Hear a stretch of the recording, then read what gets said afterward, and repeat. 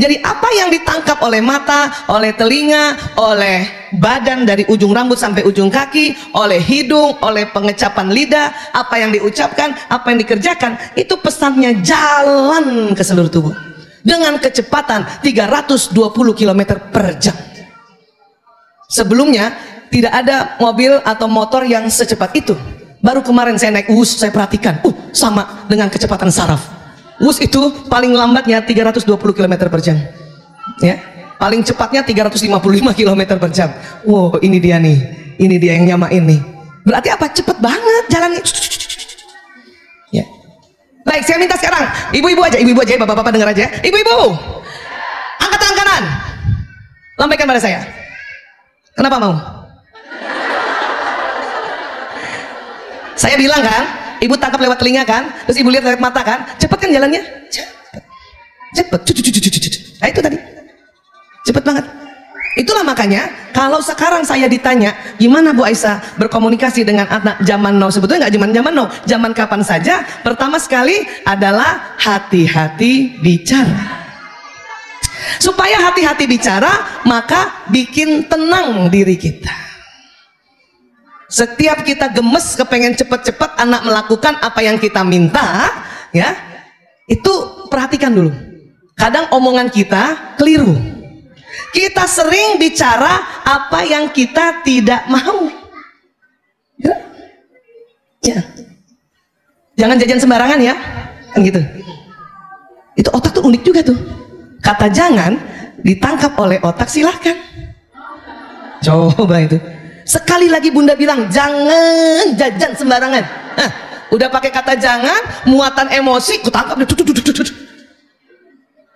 Silakan jajan sembarangan. Gitu ya. Jadi kita sering bicara apa yang kita tidak mau. Sebetulnya ibu maunya apa sih anak-anak kalau ke sekolah? Jajannya di mana? Maunya apa? Makan bekal yang di sekarang. Sekolah sampai jam berapa? Kalau yang bukan boarding ya, full day sampai jam berapa? Ibu bawain makanan untuk sampai jam berapa? Nggak cukup Bu. Kalau ibu sampai sore itu anak dan sesuai dengan ya keinginan makan anak, nutrisi dan sebagainya, ibu bawakan rantang itu. Dan apakah anak-anak mau bawa rantang? Udah keren-keren bawa ransel, keren bawa rantang. Bayangin. Rantang itu dibagi 4. Paling atas yang keluar main jam 10. Ya, yang bagian 2 itu yang isoma itu. Ya. Yang ketiga itu kalau misalnya masih ada ekskul, ya itu yang di rantang ketiga. Yang keempat bonus. Harusnya kan gitu. Kalau mereka tidak boleh ada tambahan jajan, misalnya kan gitu. Nggak apa-apa juga. Tapi kalimatnya adalah, nah nanti di sekolah makan makanan yang bunda bawakan. Itu kalimatnya. Ya kita belum apa-apa selalu mau jangan. Paham sampai sini Bu? Maka sebelum ngomong, bikin tenang diri kita. Lalu tanyakan, jadi saya maunya apa? Itu caranya.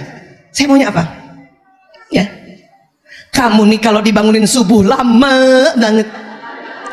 Lah ibu ngomong kayak gitu, ibu maunya apa sebetulnya?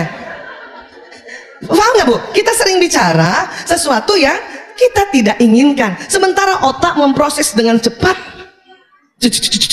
Gitu. Ya kan? Nah itu tadi supaya tenang ya, kan kita ikut begini supaya tenang sebetulnya ya, isi ilmunya supaya tenang, jadi tidak merasa bahwa aku menyesal melahirkanmu nak. Nggak. Kalau ibu merasa bahwa anak ibu membangkang hanya gara-gara dia pegang gadget terus, gara-gara dia hidup jadi ini, ya itu namanya depresi. Tapi kan kalau kumpul kayak gini, ibu tahu ya Allah, bukan anak aku aja yang begitu, anak ibu ini juga, anak ibu itu ya. Atau tadi ibu dengarkan pertanyaan, aduh sama kan gitu ya. Itu pentingnya berkumpul untuk tahu bahwa informasi ini bukan hanya kita saja yang begitu. Ya. Bahkan karena kami mengurus adik-adik pasien-pasien narkoba, itu untuk menyehatkan kembali keluarga, kami ada namanya family support group. Jadi keluarga datang untuk berkumpul bersama, cerita masing-masing tentang anaknya yang kena narkoba. Awalnya malu, kenapa? Bu Aisyah saya di sini aja. Kenapa Bu? Ada teman SMA saya di dalam. Kenapa? Nanti dia tahu anak saya kena narkoba. Lah dia anak juga kena narkoba Bu. Ngapain malu? Nah, waktu sharing grup itulah, maka serasa bahwa kita itu punya masalah yang sama. Kata ibu yang ini sambil nangis-nangis, Dokter Aisyah, anak saya kena narkoba. Berapa bu anak ibu yang kena? 1 Bu Aisyah. Anak pertama ya. Oke. Ibu berikutnya, Bu Aisyah, saya 3 yang kena. Ibu yang 1 langsung, hah? Dia langsung gembira, untung gue 1. Bayangin, kena narkoba aja masih ada untungnya, karena yang ngomong sebelah anak ketiga yang kena. Itulah dahsyatnya kita kumpul untuk tahu, oh berita ini, pengalaman ini, atau permasalahan keluarga itu hampir rata-rata ada persamaannya. Itu yang bikin kita kuat. Jangan sering di rumah sendiri, ya. Apalagi kalau sudah merasa bahwa anak saya begini, datang sharing, ya. Taklim ini makanya mengapa disebut taman surga, karena itu tadi, ya. Kebayang nggak kita kumpul, 1 orang ada 2 malaikatnya. Ini berapa kali malaikatnya nih? Ya, Masya Allah. Belum lagi malaikat yang Allah ya perintahkan untuk mencatat siapa-siapa yang ibu bapak ikut taklim. Masya Allah kan? Disitulah yang namanya keberkahan. Ya, nah ini. Jadi kita harus tenang aja dulu. Jadi orang tua zaman sekarang suruh tenang dulu, kecuali kondisi bahaya. Tenang dulu. Supaya tenang itu tadi tambahkan ilmunya. Sampai sini bisa paham ya? Ya. Nah, pada saat kita mendidik anak, itu bukan pada saat anak sudah lahir di dunia. Anak dalam rahim saja itu sudah proses pendidikan sudah terjadi. Kenapa? Punten ya. Otak janin usia 2 pekan sudah merekam apa yang dilakukan ibunya, apa yang dilihat ibunya, apa yang didengar ibunya, apa yang dibicarakan ibunya, dan apa yang dikerjakan ibunya. Memang selama ini supaya anak sehat selalu diingatkan nutrisi, halalan thayyiban, cukupkan asam folat.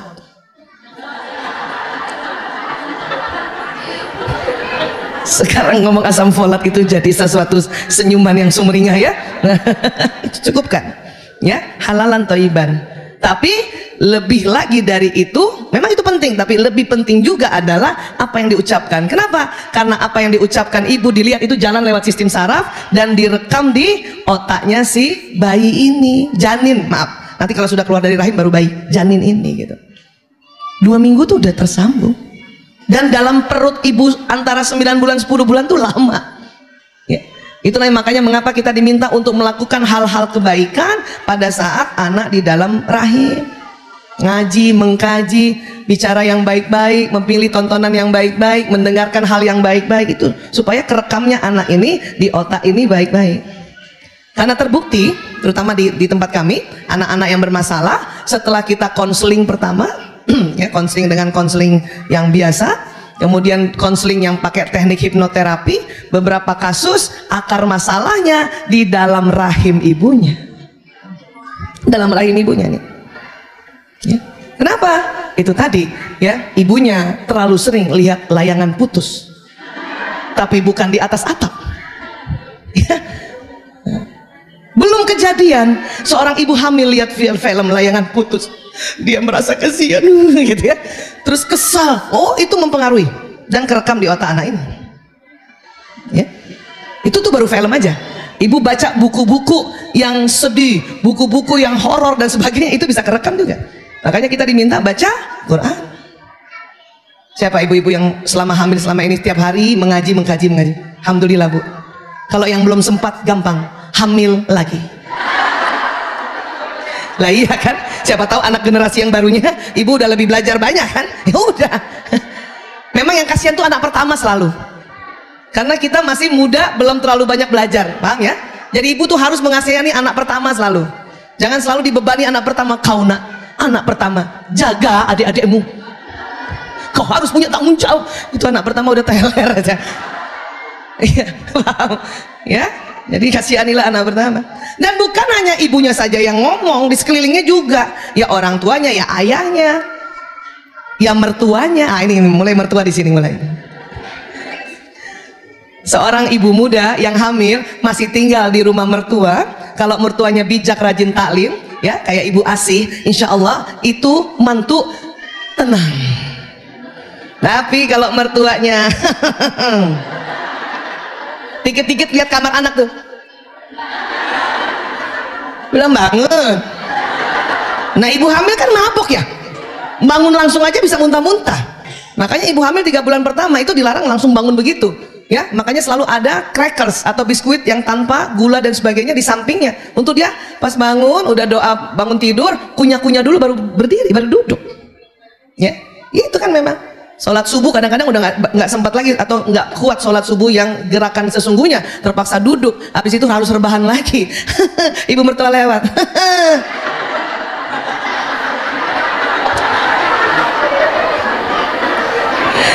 Terus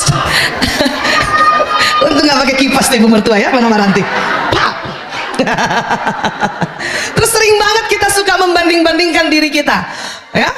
Ibu dulu nggak kayak gitu ya, terang aja ibu hamil zaman perang.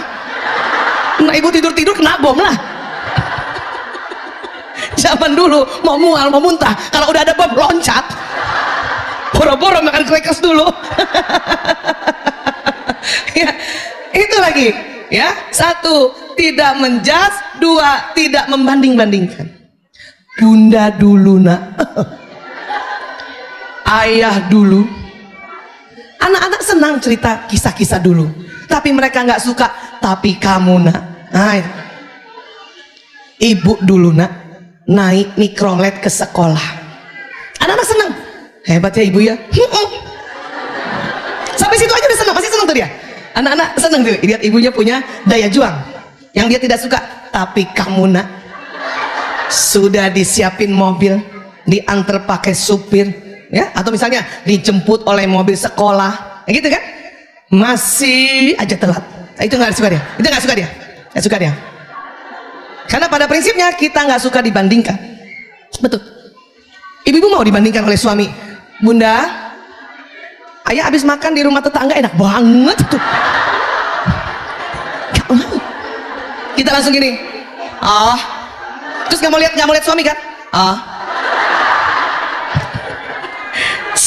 Kita yang sudah dewasa aja yang rajin taklim banget, yang seminggu 8 kali taklimnya,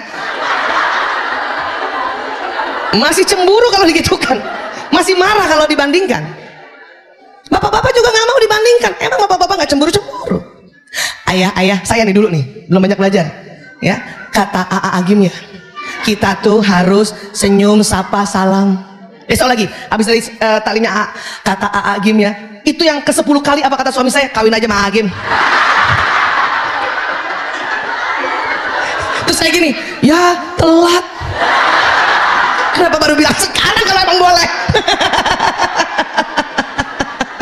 Astagfirullah. Jadi itu gak suka orang dibanding-bandingkan. Ceritalah daya juang kita, tapi tidak perlu membandingkan. Anak otak ini sudah bisa ngambil hikmah. Ambil hikmah ya. Tapi kan kita ingin memotivasinya Bu Ais. Iya, tapi caranya nggak gitu ya, karena eranya beda. Anak pasti jawab, ya beda lah Bu, ya beda lah Bu, ya gitu selalu kan. Atau karena seringnya kita cerita tentang perjuangan kita dan membandingkannya, sehingga anak waktu dipanggil oleh orang tuanya, lanang, priok, kakung jaler, sini, mereka kompakan sama adanya, pasti ibu mau ngomong gini, ayah pasti mau nasihatin kita gini, lihat ya dek, taruhan mana dia. Pas datang depan ayahnya, ayah dulu tepuk tangan mereka, tak. Kenapa? Dia sudah prediksikan bahwa itu yang diucapkan. Itu lagi yang saya bilang harus kreatif. Gimana cara cari omongan? Ya, paham ya?